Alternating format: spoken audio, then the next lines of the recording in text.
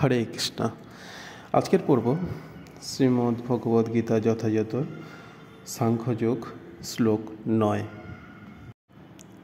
সঞ্জয় উবাচ এবমুক্তা হৃষীকেশং গৌরাকেশঃ পরন্তপঃ ন যৎসহ ইতি গোবিন্দায় মুক্তাত্রুসিং বহুবহ। সঞ্জয় বললেন, এভাবে মনোভাব ব্যক্ত করে গুরুকেশ ও পরন্তপ অর্জুন তখন ঋষিকেশকে বললেন, হে গোবিন্দ, আমি যুদ্ধ করব না, এবং তারপর মৌন হয়ে রইলেন। করে ভিক্ষাবৃত্তি অবলম্বন পূর্বক জীবন ধারণ করবেন জেনে ধৃতরাষ্ট্র মনে মনে নিশ্চয়ই খুব আনন্দিত হয়েছিলেন। কিন্তু অর্জুন হচ্ছেন পরন্তপ, অর্থাৎ শত্রুর বিনাশকারী, তা উল্লেখ করে সঞ্জয় তাকে পুনরায় নিরাশ করেছিলেন।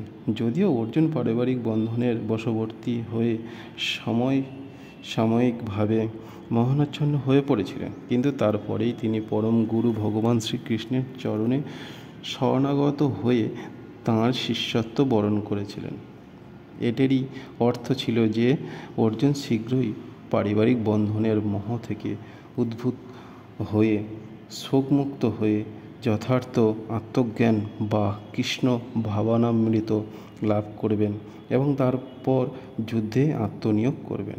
এভাবে ধৃতরাষ্ট্রের আনন্দ হতাশায় পর্যবসিত হবে, কেননা শ্রীকৃষ্ণের দ্বারা উজ্জীবিত হয়ে অর্জুন সর্বতোভাবে যুদ্ধে নিয়োজিত হবেন। হরে কৃষ্ণ, হরে কৃষ্ণ।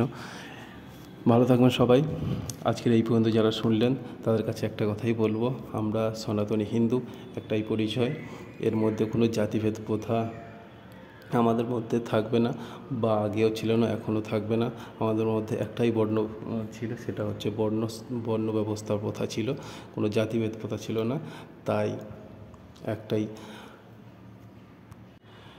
লক্ষ্য আমাদের, জাতিভেদ প্রথা দূরীকরণ।